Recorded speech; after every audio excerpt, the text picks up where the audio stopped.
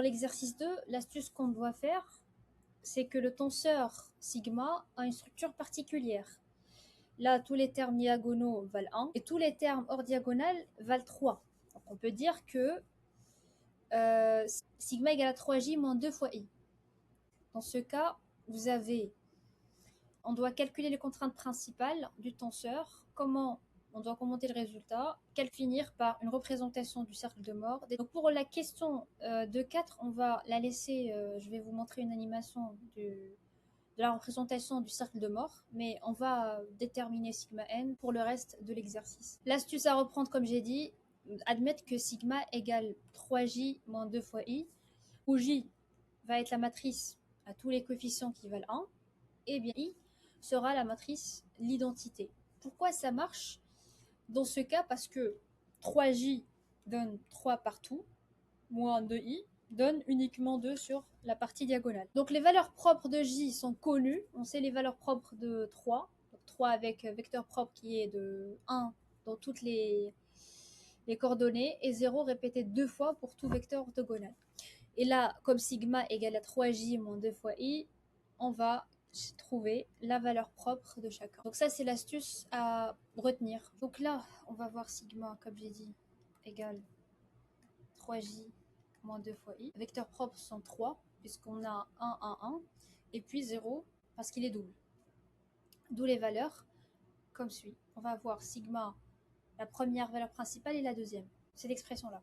Là, sigma 1, c'est 3, on va avoir 3 fois 3 moins 2, qui est égal à 6, à 7, qui est égal à 7. Sigma 2, la même chose, mais on va remplacer par 0. Donc là, on va avoir sigma 1, 7, sigma 2, moins 2, et sigma 3, moins 2. Donc, sigma 1, c'est 7, sigma 2 égale sigma 3, égale à moins 2. Respectant en fait cette relation que sigma 1 supérieur ou égal sigma 2 supérieur ou égal à sigma 3. Et donc là, on va passer à la deuxième question. Contraintes principales sont égales. Le tricercle de Moore dégénère les deux petits cercles de rayons. Et en fait, c'est le fait que sigma 2 égale à sigma 3 qui fait que le cercle devient un point. Donc là, le cercle sigma 2, sigma 3 sera un point. Et il ne reste que le seul grand cercle qui est sigma 3, sigma 1, qui est de moins 2 à 7. D'accord? Donc physiquement, ça veut dire que le comportement est le même dans toutes les directions du plan perpendiculaire à la direction, comme vous voyez ici dans l'exercice, associé à sigma 1, comme une contrainte de révolution autour de l'axe. D'accord?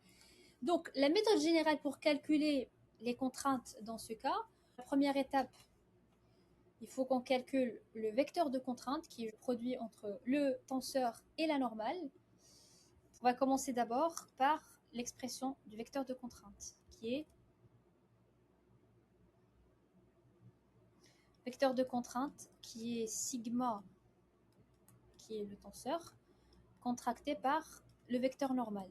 Le tenseur de contrainte, on l'a déjà, c'est 1, 3, 3, 3, 1, 3, 3, 3, 1, fois le vecteur normal, qui est 2 tiers, 2 tiers, 1.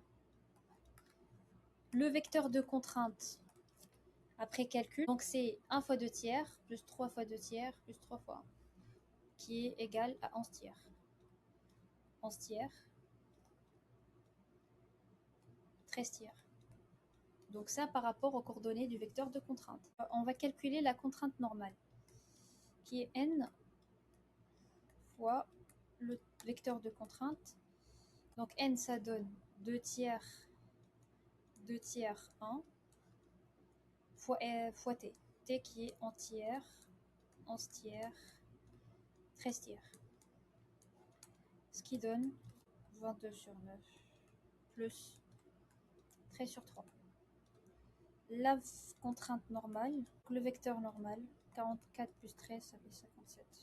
Contrainte normale trouvée, reste à déterminer la contrainte de cisaillement. On a t au carré qui est égal aux composantes entières. Et du coup, reprenons l'expression qu'on a 411 sur 9 moins 57 sur 9. qui est égal à 5 la racine de 2 précalcul sur 3. Unité mégapascal de la contrainte. Le cisaillement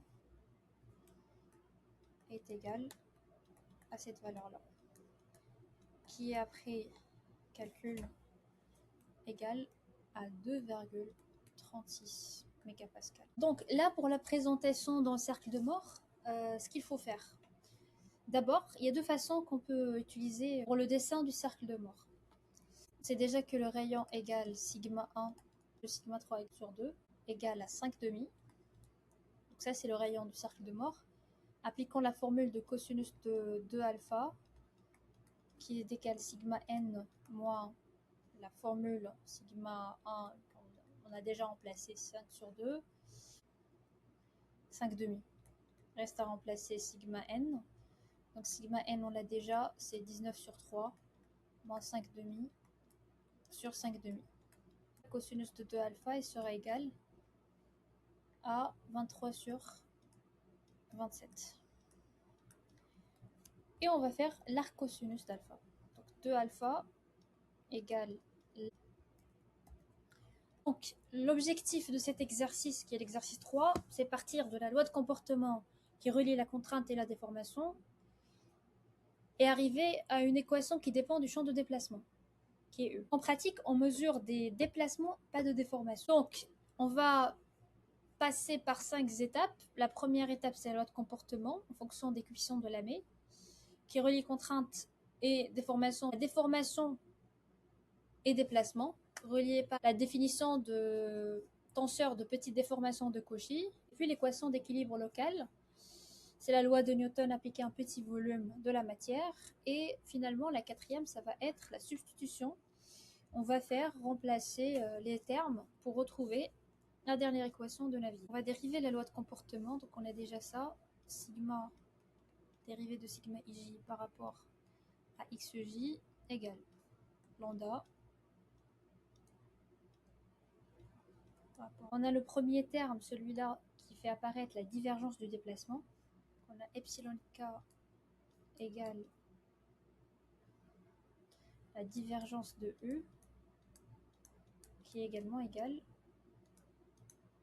par rapport à xk. Donc on va faire la dérivée de epsilon par la suite. Elle n'est autre que la dérivée seconde de epsilon par rapport à xi et xk, qui est égale à la dérivée directe xi de la divergence de U. Ça, c'est d'une part. On va passer au deuxième terme par rapport à xj. On va utiliser la symétrie des dérivés. xj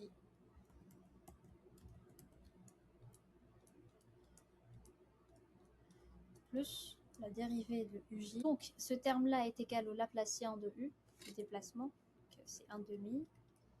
Le Laplacien de u plus dérivée par rapport à xi de la divergence de déplacement. On va regrouper le reste de la loi de comportement. Quand on a fait la dérivée au début, on a dérivée de sigma ij par rapport à xj. Donc c'est lambda fois la dérivée de la divergence U plus. On a déjà ça. On l'a déjà retrouvé. Donc on va reprendre l'équation du deuxième membre. C'est le Laplacien U fois mu plus mu fois la dérivée de xi divergence de U. Donc le premier terme inchangeable, divergence de U, plus, là on va faire factorisation, plus lambda, fois le Laplacien de U, plus ce qui reste, savoir la dérivée par rapport à ici de la divergence de U. En faisant ci dans l'équation d'équilibre, à savoir celle de la divergence du tenseur plus les forces volumiques égale à 0. Le gradient de la divergence de U plus fois le Laplacien de U plus les forces de volume égale au vecteur nul. Donc là, on tombe sur l'équation de Navier qui exprime l'équilibre statique d'un milieu élastique linéaire isotrope directement en fonction du champ de déplacement U. En fait, cette équation, elle va transformer les trois comportements en une seule équation directement en fonction du déplacement. Donc, ce qui est beaucoup plus pratique pour résoudre des problèmes de déplacement dans des poutres, des plaques, etc. Alors, on a fini. J'espère que cette série de TD vous a plu. Je vous donne un rendez-vous pour une prochaine session et je vous remercie d'avoir suivi jusque-là.